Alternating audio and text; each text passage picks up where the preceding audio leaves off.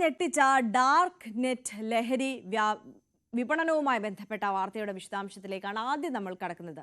സമൂഹ മാധ്യമങ്ങൾ ഉപയോഗിക്കുന്ന സ്ത്രീകൾക്ക് ഭീഷണിയായി ഡാർക്ക് വെബ്. ഡാർക്ക് നെറ്റിലുള്ള ലഹരി ഇടപാടുമായി ബന്ധപ്പെട്ട വാർത്തയല്ല, അതിനപ്പുറമുള്ള ഈ ഡാർക്ക് വെബ് ഉപയോഗിച്ചുള്ള കൂടുതൽ കുറ്റകൃത്യങ്ങളുടെ വാർത്തയിലേക്കാണ് നമ്മൾ കടക്കുന്നത്. ചിത്രങ്ങൾ മോർഫ് ചെയ്ത് ഭീഷണിപ്പെടുത്തുന്ന സംഘങ്ങൾ വ്യാപകമാവുകയാണ്. പണം നൽകാത്തവരുടെ അശ്ലീല ചിത്രങ്ങൾ ഡാർക്ക് വെബും ടെലഗ്രാമും വഴി അശ്ലീല സൈറ്റുകൾക്ക് കൈമാറുന്നു. ഗൂഢസംഘത്തിന്റെ കെണിയിൽപ്പെട്ടത് നിരവധി മലയാളികളാണ്. തട്ടിപ്പിന് പിറകിലും മലയാളികൾ ഉൾപ്പെട്ട സംഘങ്ങളുണ്ട്. ഡാർക്ക് വെബ് വഴി ലഹരി കച്ചവടം മാത്രമല്ല നടക്കുന്നത് എന്നതാണ് സാരം.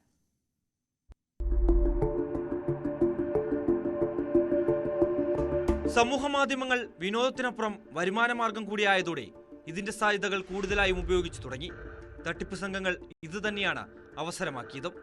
സോഷ്യൽ മീഡിയയിലെ റീൽസും സ്റ്റോറികളും മാത്രമല്ല, വാട്സാപ്പ് പ്രൊഫൈലുകൾ പോലും ചൂഷണം ചെയ്യപ്പെടുന്നുണ്ട്. സ്ത്രീകളുടെയും കുട്ടികളുടെയും മോർഫ് ചെയ്യപ്പെട്ട അശ്ലീല ചിത്രങ്ങളുടെ വിൽപ്പനയാണ് പ്രധാന ഇടപാട്. ടെലഗ്രാം ആപ്പും ഇതിനായി ഉപയോഗിക്കുന്നു.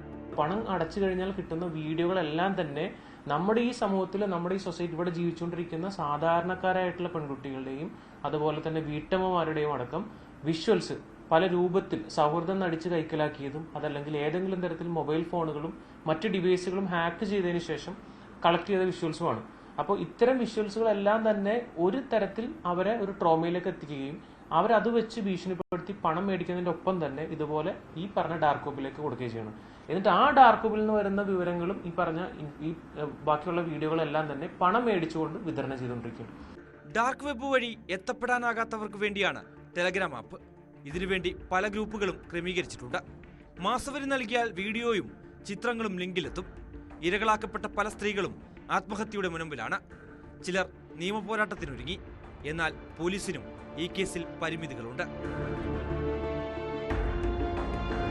ഒരാൾ പോലും സേഫായിട്ട് നമുക്ക് ഈ സോഷ്യൽ മീഡിയ പ്ലാറ്റ്ഫോം ഉപയോഗിക്കാൻ പറ്റാത്തൊരു സാഹചര്യത്തിലേക്ക് എത്തി. ഇപ്പം നമ്മളുടെ കുടുംബത്തിലുള്ള ആൾക്കാരാണെങ്കിൽ പോലും വൈഫോ മക്കളോ അല്ലെങ്കിൽ ഈ പറഞ്ഞ പോലെ ആരെങ്കിലും നമ്മുടെ ബന്ധുക്കളോ ഇടുന്ന ഫോട്ടോകളെല്ലാം മറ്റൊരു തരത്തിൽ ഇവർ ഈ പറഞ്ഞ പോലെ ഇത്തരം വീഡിയോകൾ പ്രചരിപ്പിക്കുന്നതിന് കൂടെ തമ്പനയിലായിട്ട് ഉപയോഗിക്കാനും വീഡിയോ കോൾ ചെയ്യുന്നതെന്നൊക്കെ പറഞ്ഞുകൊണ്ട് ഒരുപാട് കേസുകളാണ് ഇപ്പോൾ റിപ്പോർട്ട് ചെയ്യുന്നത്. സംസാരിച്ച് വീഴ്ത്തി വീഡിയോ കോളിലേക്ക് എത്തിക്കുന്ന നിരവധി പേരുണ്ട്. പ്രത്യേക സംഘങ്ങളായി തന്നെയാണ് ഇവർ പ്രവർത്തിക്കുന്നത്. പ്രത്യേക ആപ്പ് വഴി റെക്കോർഡ് ചെയ്യപ്പെടുന്ന വീഡിയോ ചാറ്റുകൾ പോലും പിന്നീട് വിൽപ്പനയ്ക്ക് വയ്ക്കുകയാണ്. ചൂഷണങ്ങളുടെ പെരുമഴക്കാലത്ത് സമൂഹമാധ്യമങ്ങൾ ജാഗ്രതയോടെ ഉപയോഗിച്ചില്ലെങ്കിൽ ചെന്നെത്തുന്നത് വലിയ കെണികളിലേക്കാണ്.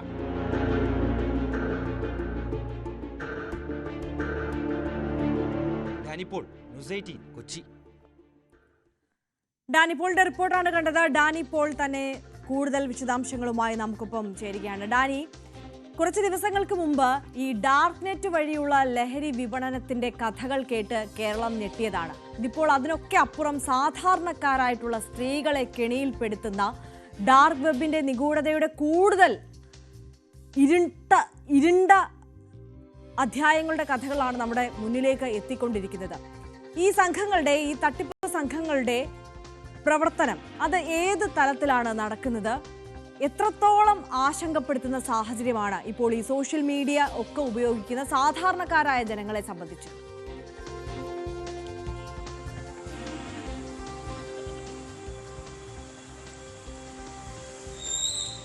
വലിയ രീതിയിൽ ആശങ്കപ്പെടുത്തുന്ന പ്രവർത്തനങ്ങൾ തന്നെയാണ്. പ്രത്യേകിച്ച് ഈ സോഷ്യൽ മീഡിയ വന്നതോടുകൂടി അത് വിനോദത്തിനപ്പുറത്തേക്കോ മറ്റ് വരുമാന മാർഗ്ഗങ്ങൾ എന്ന രീതിയിലേക്കെല്ലാം തന്നെ അത് മാറുന്നു. അത് പല രീതിയിൽ പ്രചാരം നേടുന്നു. ഇതെല്ലാം വന്നതോടുകൂടി കൂടുതൽ ആളുകൾ ഇതിലേക്ക് ആകർഷിക്കപ്പെടുന്നുണ്ട്. സ്വാഭാവികമായും അതങ്ങനെ തന്നെയാണ്. അപ്പോൾ ഇതിലേക്ക് കൂടുതൽ വരുന്നവരെ തന്നെയാണ് ലക്ഷ്യമിടുന്നത്. ഇതിപ്പോൾ ലഭിക്കുന്ന കണക്കുകൾ പ്രകാരം അല്ലെങ്കിൽ വിവരങ്ങൾ പ്രകാരം എന്ന് പറയുന്നത് സാധാരണ രീതിയിൽ ഫേസ്ബുക്കിലോ മറ്റ് സോഷ്യൽ മീഡിയയിലെല്ലാം തന്നെ സജീവമാകുന്ന റീൽസ്, വീഡിയോ, അതിൻ്റെ കണ്ടൻറ്റ്, അത്തരം കാര്യങ്ങളിൽ കൂടുതൽ റീച്ച് കിട്ടുന്നവർ അത്തരം ആളുകളെ തന്നെ തെരഞ്ഞു പിടിക്കുന്നുണ്ട്. കൂടുതൽ ഈ കുടുംബവുമായിട്ടുള്ള കൂടുതൽ റീൽസ് എല്ലാം തന്നെ ഉപയോഗിക്കുന്നവരെ തന്നെയാണ് പ്രത്യേകം തെരഞ്ഞു പിടിക്കുകയും ചെയ്യുന്നത്. അവരുടെ ഇത്തരം വീഡിയോകൾ ഇവർ എടുത്തതിന് ശേഷം, ഈ സംഘങ്ങൾ എടുത്തതിന് ശേഷം അതോടൊപ്പം തന്നെ അവർ പലതും മോർഫ് ചെയ്യപ്പെടുന്നുണ്ട്, ചിത്രങ്ങൾ മോർഫ് ചെയ്യപ്പെടുന്നുണ്ട്. ഈ ചിത്രങ്ങൾ ഇവർക്ക് തന്നെ അയച്ചു കൊടുത്ത് പണം നൽകണമെന്ന ഭീഷണിപ്പെടുത്തലാണ് പിന്നീട് ഉണ്ടാകുന്നത്. ചിലരെല്ലാം പണം നൽകാൻ തയ്യാറാകുന്നു. എങ്ങനെയെങ്കിലും ഇത് അവസാനിപ്പിക്കണം എന്ന രീതിയിൽ തന്നെ പറയുകയും ചെയ്യുന്നു. ചിലർ ഇതുപോലെ നിയമസഹായം തേടുന്നവരെല്ലാം തന്നെ ചിലരെങ്കിലും ഉണ്ട്.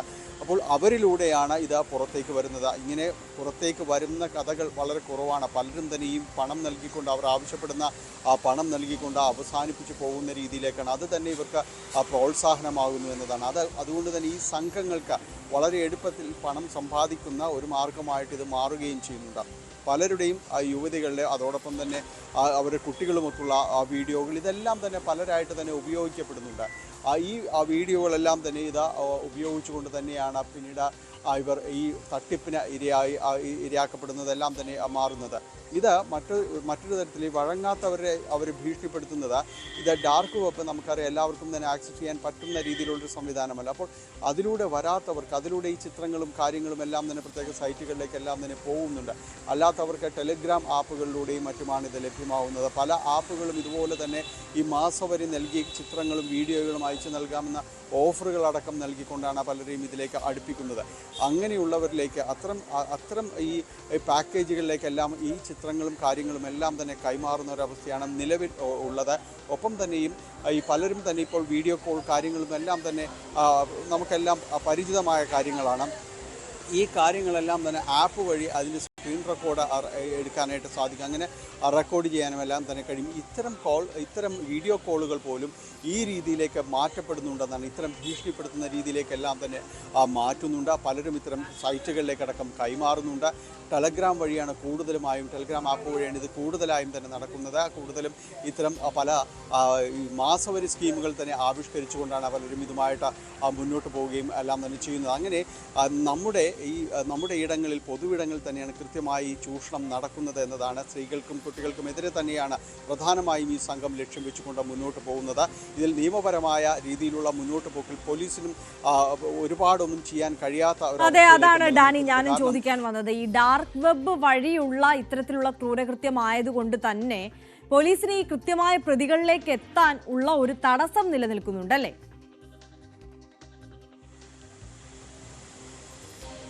തീർച്ചയായും. കാരണം അവരിലേക്ക് എത്താനായിട്ട് വലിയ തടസ്സങ്ങളുണ്ട്. ഒപ്പം തന്നെ ഈ സമൂഹ മാധ്യമ അക്കൗണ്ടുകൾ ഈ രീതിയിൽ ഈ അപഹരിക്കപ്പെടുന്ന രീതിയിലേക്കെല്ലാം തന്നെ പോകുമ്പോൾ അവരെ സമീപിക്കേണ്ടതുണ്ട്. ഇവരിലൊന്നും പോലീസ് നൽകുന്ന കത്തിനോ കാര്യങ്ങൾക്കൊന്നും കൃത്യമായ രീതിയിലുള്ള മറുപടിയോ അനുമതിയോ ഒന്നും ലഭിക്കാറില്ല. നമുക്കറിയാം ഇതെല്ലാം അന്താരാഷ്ട്ര തലത്തിൽ പ്രവർത്തിക്കുന്ന സംവിധാനങ്ങളാണ്. അവരിൽ നിന്ന് കൃത്യമായ ഒരു മറുപടി, അന്വേഷണവുമായി സഹകരിക്കാനുള്ള എല്ലാവിധ സംവിധാനങ്ങളൊന്നും അത്ര പെട്ടെന്ന് ലഭിക്കണമെന്നും ഒന്നും തന്നെയില്ല. പോലീസ് നേരിടുന്ന വെല്ലുവിളിയും അതുതന്നെയാണ്. അതുകൊണ്ട് പല കേസുകളിലും തന്നെ ഈ മെല്ലെപ്പോക്ക് എന്ന രീതിയിൽ തന്നെയാണ്. അപ്പോൾ ഇനിയുള്ളത് ഈ നിയമ വഴി തേടുക എന്നതാണ്. ഇവരെ എല്ലാം തന്നെ ഈ അഡ്രസ്സ് കാര്യങ്ങളെല്ലാം ചിലരെങ്കിലും അതിൽ നമുക്ക് കണ്ടെടുക്കാനൊക്കെ കഴിയും. അവരെ നിയമത്തിന് മുന്നിലേക്ക് കൊണ്ടുവരിക എന്നതാണ്. അതാണ് ചെറിയ രീതിയിലെങ്കിലും ഇപ്പോൾ നടക്കുന്നത്. പക്ഷേ ഡാനി, അപ്പോഴും ഈ ഒന്നോ രണ്ടോ ആളുകളിൽ അവസാനിക്കുന്നതല്ല ഇവരുടെ ഈ തട്ടിപ്പിന്റെ വലിയ ശൃംഖല എന്നുള്ളതാണ്. ഒന്നോ രണ്ടോ ആളുകളിലേക്ക് പോലീസിന് ഒരുപക്ഷെ എത്താൻ കഴിഞ്ഞിരിക്കാം. പക്ഷേ അതിനപ്പുറമുള്ള ഈ വലിയ കണ്ണികളിലേക്ക് ഒരുപക്ഷെ എത്താൻ നമ്മുടെ അന്വേഷണ സംവിധാനത്തിന് ഒരുപാട് പരിമിതികൾ ഈ ഡാർക്ക് വെബ് മൂലമുള്ള, അല്ലെങ്കിൽ അതിലൂടെ ഉള്ള ഒരു തട്ടിപ്പായതുകൊണ്ട് എത്താൻ കഴിയാത്തൊരു സാഹചര്യമുണ്ട്. അപ്പോൾ ഇതിന് എവിടെ ഫുൾ സ്റ്റോപ്പ് ഇടാൻ കഴിയും എന്ന് ചോദിച്ചാൽ അതിനൊരു ഉത്തരവില്ലാതെ പോകുന്ന സാഹചര്യം.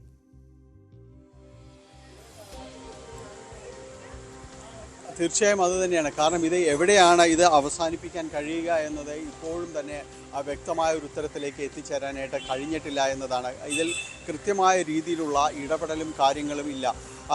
അത് ഉണ്ടായെങ്കിൽ മാത്രമേ ഇതിനൊരു അവസാനമിടാൻ കഴിയൂ. പക്ഷേ ഇതിനൊരു അവസാനമിടാൻ കഴിയുമെന്നൊരു പ്രതീക്ഷ ഈ രംഗത്ത് നിലനിൽക്കുന്ന, ഈ രംഗത്ത് അന്വേഷണം നടത്തുന്നവർക്ക് ആർക്കും തന്നെ ആ രീതിയിലൊരു ആശയം പങ്കുവയ്ക്കുന്നില്ല. കാരണം ഇത് വലിയ രീതിയിൽ തുറന്നു കിടക്കുന്ന വലിയൊരു കടൽ പോലെയുള്ളൊരു സംവിധാനമാണ്. കാരണം ഇവിടേക്ക് വരുന്നവർ ഈ സ്വയം ജാഗ്രത പുലർത്തുക എന്ന രീതിയിലാണ് കൂടുതൽ അനുവർത്തിക്കേണ്ടത്. കാരണം ഇത് ഏത് സമയവും അപഹരിക്കപ്പെടാം. ഈ സോഷ്യൽ മീഡിയയിലേക്കും മറ്റും കിടക്കുന്നവർ ആരും ഒരിടത്തും സുരക്ഷിതരല്ല എന്ന് തന്നെയാണ് വ്യക്തമാക്കുന്നത്. കാരണം ഇതിൽ നമുക്കറിയാം, നേരത്തെ ഈ ലോൺ ആപ്പ് വഴി പണം എടുക്കുന്നവർ, അവരിലേക്ക് നമ്മൾ ഓരോ ആപ്പ് ഡൗൺലോഡ് ചെയ്യുമ്പോൾ അതിൽ നമ്മൾ എല്ലാ ആക്സസും എല്ലാം അലോ ചെയ്തുകൊണ്ടാണ്, എല്ലാം അനുവദിച്ചുകൊണ്ട് മാത്രമേ ആപ്പ് നമ്മുടെ ഫോണിൽ പ്രവർത്തിക്കുന്നുള്ളൂ. ലോൺ ആപ്പിൽ സംഭവിച്ച വലിയ രീതിയിലുള്ള ദുരന്തങ്ങൾ നമുക്കറിയാം. ഒരു കുടുംബം ഒന്നടങ്കം ആത്മഹത്യ ചെയ്യേണ്ട കാര്യങ്ങളിലേക്കെല്ലാം തന്നെ ഇത് വന്നിട്ടുണ്ട്. അതിൽ പ്രധാനപ്പെട്ടത് അവരുടെ ഫോണിലുള്ള മുഴുവൻ കോൺടാക്റ്റും അവർ എടുക്കുന്നു. അവരിലേക്കെല്ലാം തന്നെ ഇതേപോലെ തന്നെ മോർഫ് ചെയ്ത ചിത്രങ്ങൾ അയച്ചു കൊടുക്കുകയും, നമുക്കറിയാം എറണാകുളത്ത് തന്നെ ഒരു കുടുംബം കുട്ടികളടക്കം ആത്മഹത്യ ചെയ്ത് എല്ലാം തന്നെ വരികയും ചെയ്തിട്ടുണ്ട്. ഇതെല്ലാം ഈ രീതിയിൽ അത് മറ്റൊരു രീതിയിലുള്ള അപകടപ്പെടുത്തലാണ്. അവരെ ഇന്ന് ലോൺ ഡാനിയിലേക്ക് മടങ്ങിയെത്താം. ഇപ്പോൾ